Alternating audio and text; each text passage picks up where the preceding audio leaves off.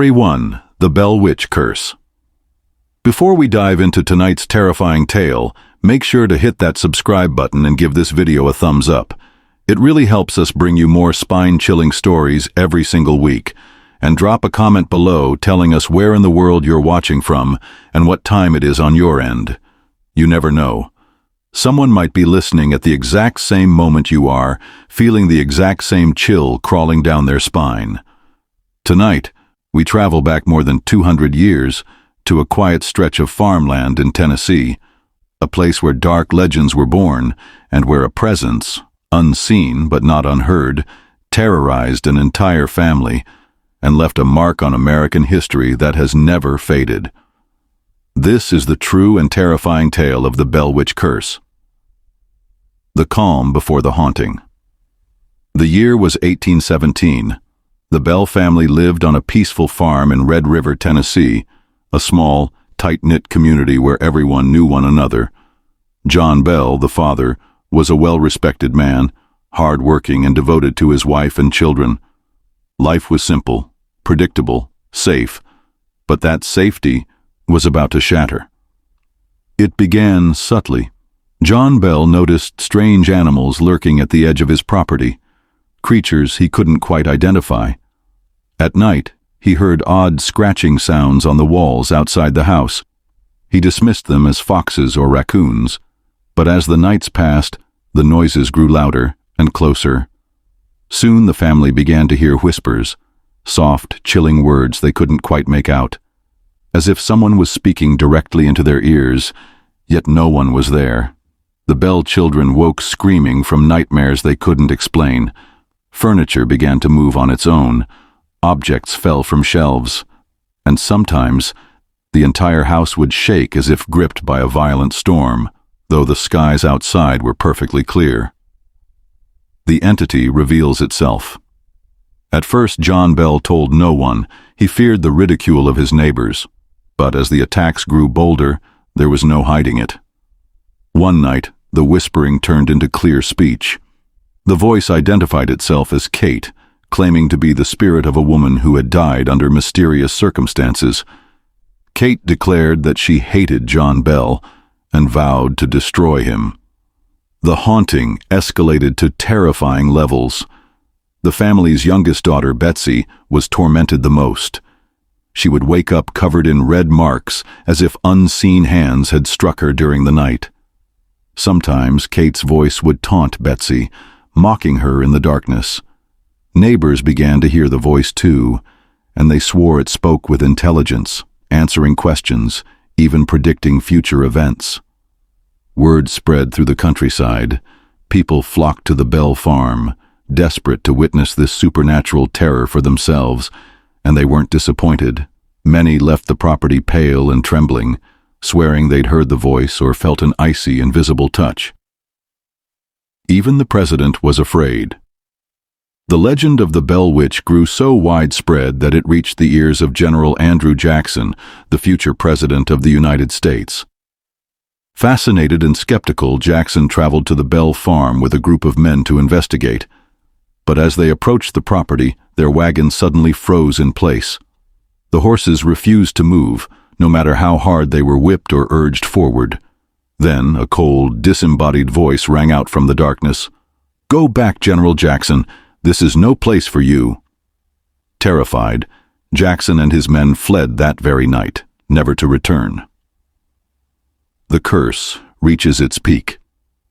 As the years passed, the Bell Witch's torment focused more and more on John Bell himself. He fell mysteriously ill, his body weakening under an unseen force. Kate's voice mocked him endlessly, promising his death. And one cold December morning in 1820, John Bell was found lifeless. A strange black liquid was discovered near his bedside. When Kate's voice was heard laughing and claiming responsibility, the entire town was struck with terror. After John Bell's death, the entity slowly faded away, but it didn't vanish completely. Locals claimed to still hear whispers in the woods near the old Bell farm. Some even reported seeing a shadowy figure watching from a distance, only to disappear when approached. To this day, the legend of the Bell Witch lives on. The land where the Bell Farm once stood has become a site of pilgrimages for paranormal investigators, history buffs, and thrill-seekers alike. Some leave with nothing but eerie stories. Others claim to take something home with them. Perhaps the Bell Witch still lingers, waiting for another chance to make herself known. And perhaps, if you listen closely tonight, you just might hear a faint whisper, calling your name from the darkness. Long, haunting pause. Tell me, would you dare visit the Bell Witch's land, knowing what awaits you there? Let us know in the comments below. And don't forget to like and subscribe for more terrifying true stories, because next time, the darkness we speak of might just find you. Story 2. The Winchester Mystery House. Maybe someone else is watching at this very moment, in the same hour of darkness. Slight pause, tone deepens, foreboding. Tonight's story takes us to the sunlit hills of California, a place where beauty and terror are forever intertwined. Behind the ornate facade of a grand Victorian mansion lies a dark legacy, a story of guilt, fear, and the belief that death itself can follow you wherever you go. This is the true story of the Winchester Mystery House, the inheritance of blood money. In 1881, Sarah Winchester's life changed forever. She was the widow of William Wirt Winchester, the heir to the famous Winchester Repeating Arms Company, the company that manufactured rifles known as the gun that won the West. Those rifles brought enormous wealth to the Winchester family, but they also brought something far darker, because thousands of lives had been taken by the very weapons that made Sarah rich. After William's death, Sarah inherited a staggering fortune, over $20 million, a sum unimaginable at the time. But with that wealth came tragedy. Sarah believed her family was cursed. Her infant daughter had died. Her husband was gone, and she felt as though unseen eyes were always watching her, as if the souls of those killed by Winchester rifles were seeking vengeance. The psychic's warning. In her grief, Sarah sought answers beyond the world of the living. She turned to a spiritualist medium, a mysterious figure whose words would change the course of her life forever. The medium told Sarah that her family's misfortunes were indeed the result of a terrible curse. The spirits of those killed by Winchester rifles were angry, and they wanted retribution. According to the medium, there was only one way to protect herself. She must move west and build a house that would never be finished. As long as construction continued, the restless spirits would be confused and unable to find her. But if the work ever stopped, Sarah's life would end. Terrified yet determined to survive, Sarah packed up her life and moved to San Jose, California. There, she purchased a simple 8-room farmhouse, and from that moment on, construction never stopped. The house of endless hallways. Day and night, year after year, the sound of hammers and saws echoed across the property. Sarah hired teams of carpenters who worked in shifts around the clock, following her strange and cryptic instructions. The result was unlike anything the world had ever seen. Staircases that led to ceilings, doors that opened into solid walls, windows placed inside floors, entire rooms built, then torn down, only to be rebuilt again somewhere else. It was a house designed not for the living, but to confuse the dead. Neighbors whispered about the strange widow who never stopped building. Some believed she was insane, others were convinced she truly was haunted. As the years passed, the Winchester mansion grew into a sprawling labyrinth of more than 160 rooms, with twisting hallways and secret passages that seemed to stretch on forever. The spirits within. Visitors to the house often reported feeling a chill, even in the warm California sun. Some claimed to hear footsteps following them through empty corridors. Others swore they saw fleeting shadows at the edge of their vision, disappearing the moment they turned their heads. Sarah herself was known to hold late-night seances in a special spirit room, a chamber designed with only one entrance but multiple secret exits. It was said she would consult the spirits directly, asking them for guidance on what to build next, and what to destroy. To Sarah, the house wasn't a home.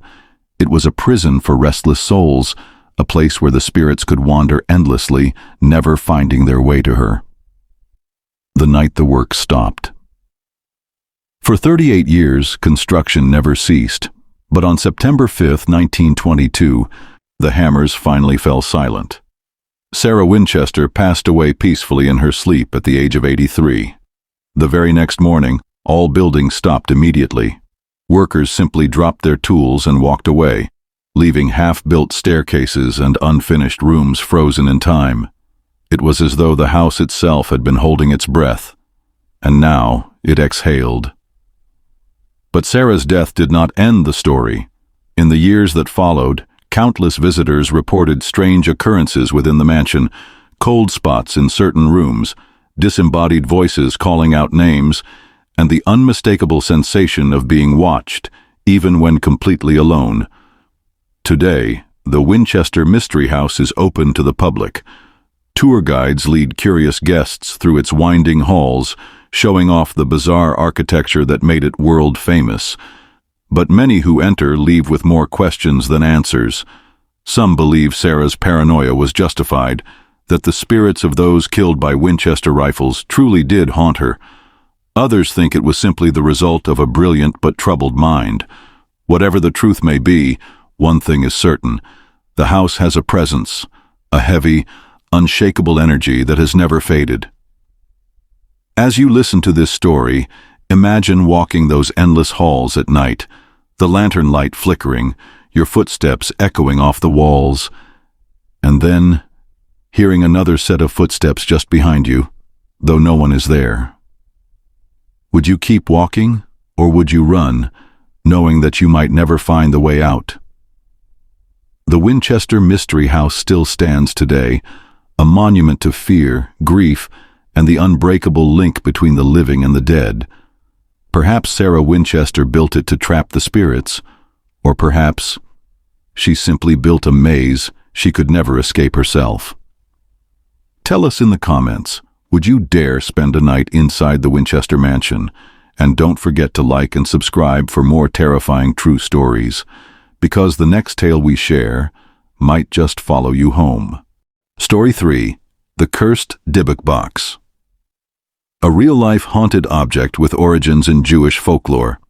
Passed through several owners, each reporting terrifying events, shadow figures, unexplained illness, violent nightmares.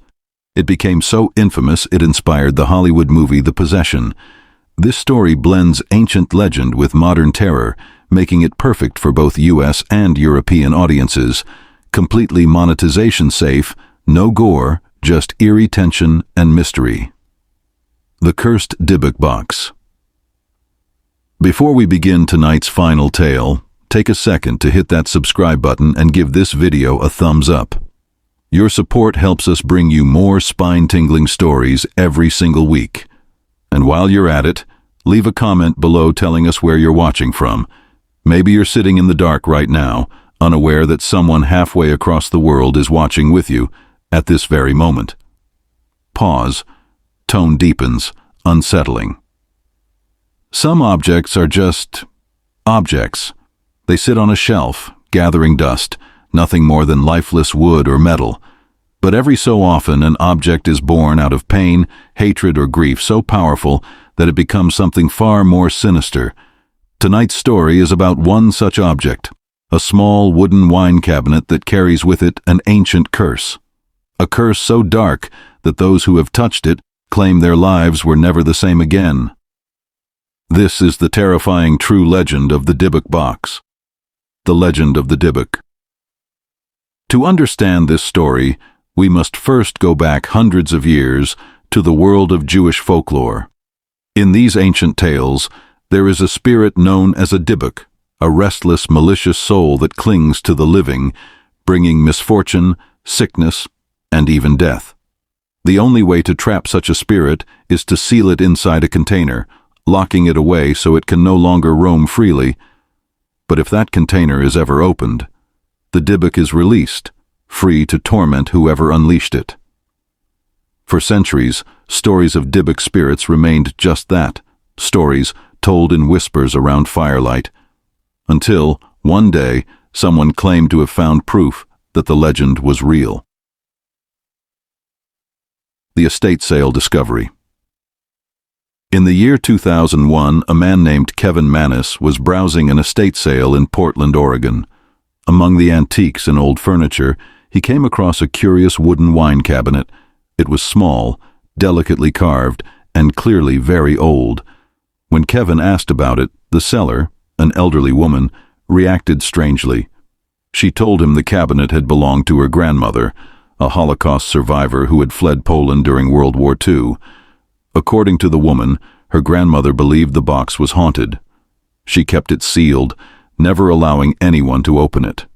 And with her dying breath, she warned her family, "Never open the box, never." The family, frightened by the object, wanted nothing to do with it. So Kevin bought it, unaware of the nightmare he was about to unleash. The haunting begins. Kevin took the Dybbuk box home and placed it in his shop. Almost immediately, strange things began to happen. Lights flickered for no reason. He heard soft, guttural whispers when no one was around. Customers reported feeling sudden chills while standing near the box. Then, the nightmares started. Kevin and his employees began having identical dreams, dark figures with sunken eyes lurking in the shadows, watching silently from the corners of their rooms. Soon, Kevin began to feel physically ill. He developed mysterious bruises, his hair began to fall out, and he was plagued by a constant sense of dread. Every attempt to sell or give away the box failed, because every new owner quickly returned it, terrified by what they experienced. The online auction. Desperate to rid himself of the cursed object, Kevin listed the Dybbuk box for sale on eBay. In his listing, he included a detailed account of everything that had happened to him. At first, many assumed it was just a spooky story, meant to increase bids, but when the box changed hands, the reports of terror continued, and even intensified. One new owner, a college student, reported that his apartment became infested with a foul, unexplained odor. Electronics failed constantly. He woke up at night unable to breathe, as if someone were sitting on his chest. When he finally got rid of the box, his health returned to normal almost instantly. The scientist's investigation. Eventually, the Dybbuk box was purchased by Jason Haxton, a museum curator fascinated by the paranormal. Unlike previous owners, Jason didn't immediately try to get rid of it. Instead, he carefully studied it, keeping it sealed at all times. But even then, strange events surrounded him. He began suffering from inexplicable health problems, sores breaking out across his body, intense headaches, and sudden visions of shadowy figures lurking just out of sight. Jason eventually locked the box inside a secure display case, surrounded by blessed salt and protective symbols, hoping to contain whatever evil resided within. To this day, he refuses to destroy the box. According to ancient belief, destroying it would release the Dybbuk entirely, unleashing its wrath upon the world once more. The modern curse. The Dybbuk box has since become infamous. It has been featured on countless paranormal shows, documentaries, and even inspired the Hollywood film The Possession. In recent years, a well-known collector purchased the box and displayed it in a museum dedicated to haunted objects. Visitors report feeling dizzy and disoriented when standing near it. Some claim to see fleeting figures reflected in the glass case, figures that vanish when they turn to look directly. Even now, skeptics debate whether the Dybbuk box is truly cursed or simply a powerful psychological illusion. But those who've stood in its presence often leave with a chilling certainty. Something lives inside that box, something that hungers to be free. Think about it for a moment. How many antiques, heirlooms, or second-hand objects sit quietly in our homes, their histories unknown. Could one of them be carrying a story, or a spirit, that you'll never truly understand until it's too late? So tell me, if you were given the Dybbuk Box, would you dare open it, or would you lock it away forever, hoping it never finds a way out? Let us know in the comments below, and don't forget to like and subscribe for more terrifying true stories, because next time, the curse might just be yours.